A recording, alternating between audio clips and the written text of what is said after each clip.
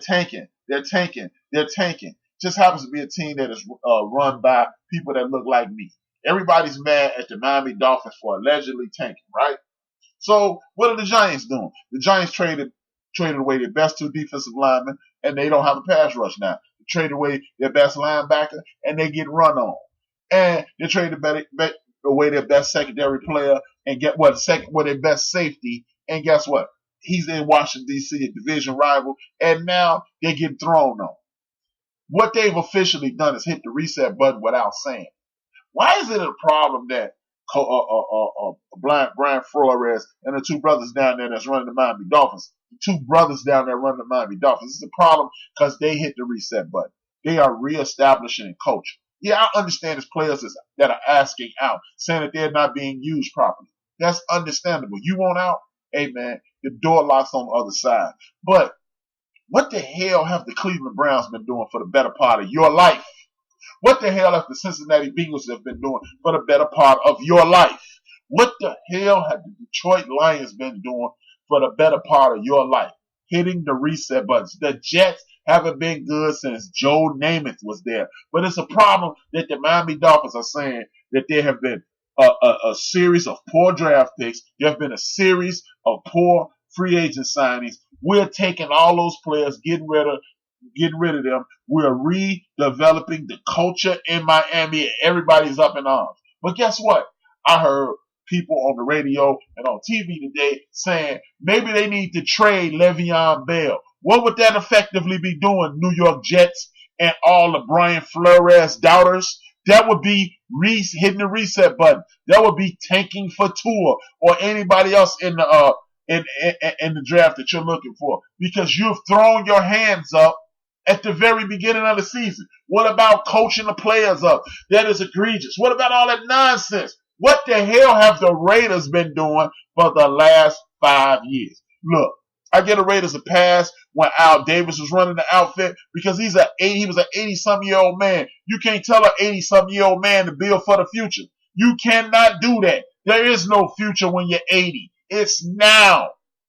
It is now. But Brian Flores, look, Adam Gates, what is he doing up there with the Jets? Ruining that team too, right?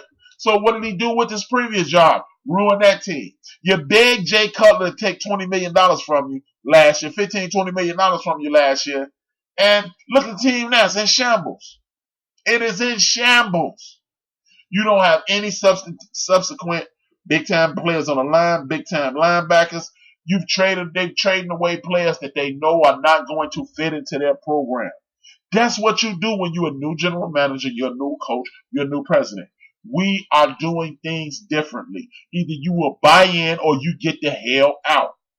But it works for everybody else. Because Adam Gase, he worked with the Jets. They ain't doing nothing. What did the Jets do 3 years before they hired Adam Gase? They hit the reset button with the brother from who's the defensive coordinator for the Tampa Bay Buccaneers. Nobody said anything because they had a new general manager. They want to hit the reset button. What did the Detroit Lions do? Trade away some of their veteran players because they were trying to reestablish a culture. They signed some veteran leadership to create an environment in which you can excel. But when Brian Flores does it, it's a problem. Oh, man, I got my man Sid G in the building. Thank you, Sid. Thank you for joining the forum. Big ups to you, man. Thank you. But all of a sudden, it's a problem. It's a problem. Hey, 365 days ago, John Gruden traded All-Pro at two different positions, same player. He traded an All-Pro at wide receiver. Hey, by the way, Amari Cooper is on pace to eclipse Michael the Playmaker Urban statistics.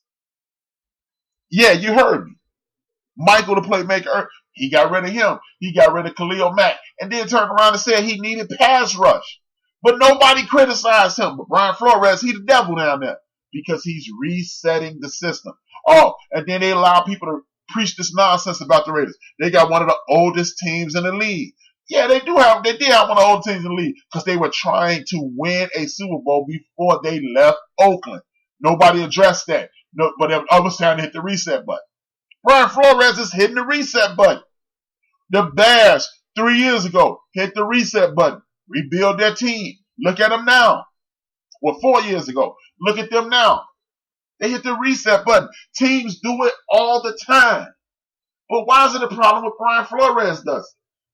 Oh, man, I can't believe they doing it. The Buffalo Bills been hitting the reset button since Jim Kelly left. You know what? For 20 years. The Super Bowl I just talked about with the Rams was the last time they were relevant. They've been hitting the reset button consistently. That whole fucking division been hitting the reset button for the last 20 years. The last 20 years. The Washington Redskins been hitting the reset button since Ricky Irvins, Mark Rippon, and that crew won a Super Bowl. They have been hitting the reset button in D.C. The Cincinnati Bengals have been Cincinnati Bengals and the Cleveland Browns been hitting the reset button since the 70s. The Houston Texans been hitting the reset button every other year for the last 5 to 10 years. Since their existence. The Colts hit the reset button. Hey, if hitting the reset button is so bad, Andrew Luck was getting his brains knocked out of his head, ended up hurting his kidney and his shoulder, missing a year. He came back and won Player of the Year because they magically, after one season, going straight to hell, what did they do? They got a running back, they got offensive lineman, and they got defensive players. So is it really that bad to hit the reset button in the National Football League? Is it some type of crime to hit the reset? No, it's a crime for a brother to do it. I get it. Yeah, I am going that angle. Oh, the Jacksonville Jaguars? When have they been? They've been good since Mark Rippon was a damn quarterback. Hitting the reset button annually. I already mentioned the Raiders and their sorry-ass history. The San Diego Chargers hit the reset button a couple times in the last 10 years. The Panthers need to hit the reset button. The Saints got a history where their team was wearing bags on their head. They were calling themselves the Aints. They only got about 10 good years in the history of their damn team, but we tripping. The Tampa Bay Buccaneers, when they hired Gruden, fired him, hired the brother who was supposed to be defensive back coach, the head coach, hired Lovey, fired him, hired the other offensive coordinator for Jameis Winston, and then they hit the reset button again. The Cardinals, rich history of hitting the reset button. The 49ers hit the reset button. Why is it a problem when the brother does it in Miami? Again, this is why I'll be saying stop listening to the TV and watch what's going on. Football is not like baseball and basketball where you need 3 and 4 and 5 years to get it right. You can create a culture of winning. You can get people to buy into your situation, and you will be good in 365 days. By the way, y'all, do y'all remember when the Cleveland Brown with their general manager Sashi Brown hit the reset button and got most of those players that y'all thought were going to win 12 games for the Cleveland Browns this year? Everybody forgot that. And then last year they went 8-7. It was a tie. They almost made the playoffs after 0-16 season. So while everybody is saying my man don't know what the hell he's talking about, and he ruining the Dolphins, let's just look at history. History tells us you can go from shit to sugar in 365 days. Nobody saw the 1990 Rams' greatest show on turf coming. Nobody. They were talking about firing Dick Vermeil that year. Remember, just a few years ago, about 7 years ago, the fucking Seattle Seahawks, people were saying that they shouldn't even be allowed to be in the playoffs because they made the playoffs with a 7-9 record. 2 years later, they were Super Bowl champions. I got Phyllis Williams in the building. Phyllis from Virginia in the building. Thank you, Phyllis, for joining us.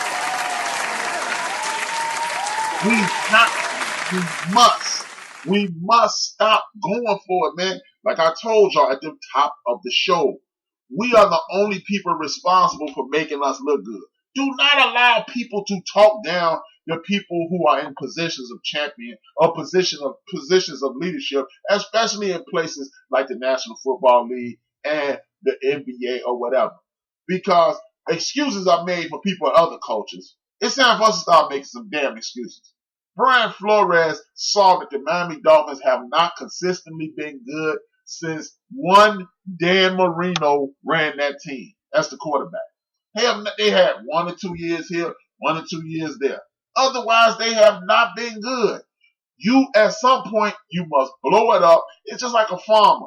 You keep planting seeds, and ain't nothing growing. You know what you got to do? You got to start tending the soil, put down fertilizer all winter, turn the soil over, plant new seeds in there. Voila, you win. He's doing that. He's turning the soil over. He's putting, you know what? A trick, you can put old rotted meat in the ground. Maggots will come. Maggots will allow your soil to get the nutrients that it needs. It becomes rich soil. And at that point, you can plant seeds in rich soil and get a quality crop. He is putting maggots in the ground. He's getting rid of people who don't want to be there. He's creating a culture of winning, and I guarantee you, if he's allowed to, and people don't shout him down, the Miami Dolphins within the next 2 year or two will be a quality football team. But it's crazy. Now, it's amazing how the whole media landscape said, what the hell is Brian Flores doing? Tanking. He tanking. But the Pittsburgh Steelers go down to Miami, get one of their better players, a player that the Pittsburgh Steelers had high on their board, named Minkah Fitzpatrick. One of the, by the way, one of the biggest gaps in the Pittsburgh Steelers situation is their secondary. Minkah Fitzpatrick is a defensive back. They pick him up. What are they doing? They're wasting their time picking him up. I thought you weren't supposed to tank. But see, again, it's okay. It's not okay for Brian Flores to tank. But it's not okay for Mike Tomlin to try to strengthen his team. Maybe, just maybe, Mike Tomlin knows something that we don't. Oh, man, they couldn't win without Big Ben. Maybe Big Ben is a bit overrated. I got B Sparrow in the building. Thank you for the support, B. It's always good. Maybe Mike Tomlin knows something that we don't know. Maybe, even though people say Antonio Brown was an ass and he blah, blah, this and that and the third, maybe the fact that Ben Roethlisberger took unnecessary chances, held on to the football to find AB, maybe that was the problem. Instead of spreading the ball around and creating a situation to whereas it was continuity with everybody. Maybe this dude Rudolph is going to do that, and maybe Mike Tomlin has the faith in him without all the Ben Roethlisberger, my leg hurt, I got drama here and drama there. Maybe that's the problem. Maybe Ben is the real problem in Pittsburgh. Instead of wondering what's going on. Maybe it's Ben. How about that? Could that be it, y'all? Could it be that Ben Roethlisberger ultimately is the problem? Because you tried to put it on the homie Le'Veon Bell, and all he did was try to get paid. You put it on AB, and due to some of his off-the-field behaviors, you're able to put that label on that guy. Oh, man, he's a jerk. He's an ass. Look at the way he acts. But, I can be a jerk and an ass, and Ben Roethlisberger can still be the problem. So, while everybody pointing at them, point at Ben too, because what happens if Mike Tomlin and the Pittsburgh Steelers take off? Mike Tomlin is a hell of a football coach. Some people don't like him, and I get it. Everything ain't for everybody. But you know what? He doesn't lose 9 football games in the season. He does not lose 9 football games in the season. That's all I know. So we'll see, man. But it is awful amazing that that it's okay for the Steelers to say to hell with it. It's okay the Jets to say to hell with it. But it ain't okay for Brian Flores to say, hey, we ain't got it. Help me understand, somebody. Now, I was watching the football this weekend, man, and you know what tripped me out? I thought about the all-time great linebacker, not late because he's still alive, Jack Lambert. He spoke about putting quarterbacks in dresses at one point. He's like, man, the way they play football now, they may as well put quarterbacks in dresses. And everybody was like, oh, man, you got to protect the quarterback. And they got all these stupid-ass rules. The Bears won on one of them bullshit calls. Shout out to the Bears for winning. Big ups to the Bears for winning this weekend on BS calls. So my hometown team won this week on one of the BS calls. But guess what, y'all? Quarterback's still out here getting hurt. and y'all done put out everything